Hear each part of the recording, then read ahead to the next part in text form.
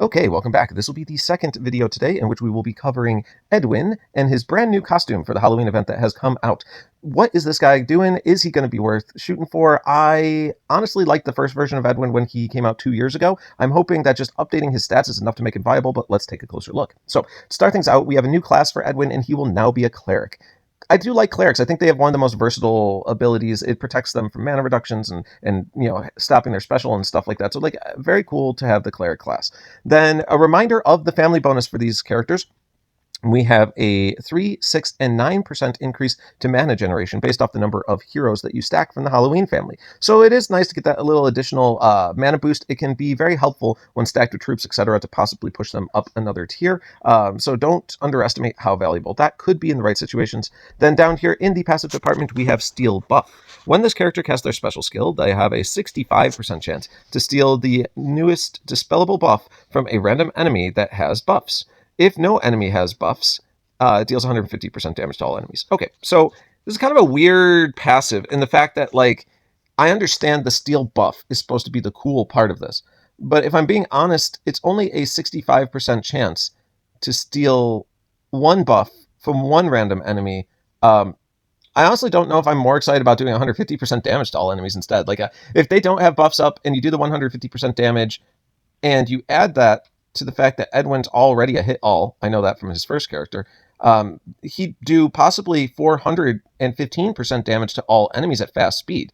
Like, that's significant. But the problem with this is that that's really not likely to happen because when we're stealing a buff, that includes Aether powers. Like, most of them will start with Aether powers, so even if you get this guy off very quickly in the fight and you think they haven't had a chance to put buffs up yet, it will steal an Aether power buff, and that will still count. So, like, it's going to be hard to get this guy to do his damage like there's no buffs up, but still, it would be very cool to see a 415% hit to all from him at fast speed. Okay, moving on, let's go down to Aether Power. He does get attack up. This is helpful. For the first 6 turns, he's going to get that 20% increase to attack, which means his first hit will probably be a little bit beefier than the rest. Then down here, operating at fast speed, we have Garlic Platter. Oh, wonderful. I mean, who doesn't like a lot of garlic?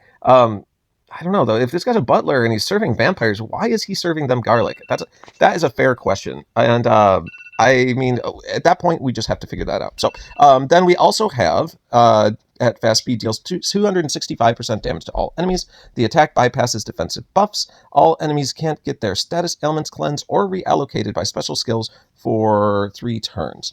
All enemies receive 1008 bleed damage over 4 turns. All right, so let's take a moment and do our normal breakdown of whether this is good or bad, what positives we get, what negatives, etc. So, first of all, a fast hit all is great. Can't complain about that. Then you have the attack bypassing defensive buffs, even better. We live in a world of counterattacks and various other things, reflex. He's bypassing all of that. Wonderful. Especially with his debuffs, right? With all these debuffs he's going to be putting out there, you certainly don't want him putting them back on himself, so the bypass defensive buffs, awesome. All enemies can't have their status ailments cleansed or reallocated by special skills for 3 turns. So this is also very helpful with your dot teams. I think this guy, I mean, he's getting 2 thumbs up so far. And then all enemies receive 1,008 bleed damage over 4 turns, so we're talking about 257-ish a turn. Okay, so yeah, this guy's good. I mean, this guy's just good. Everything that he's doing is good. I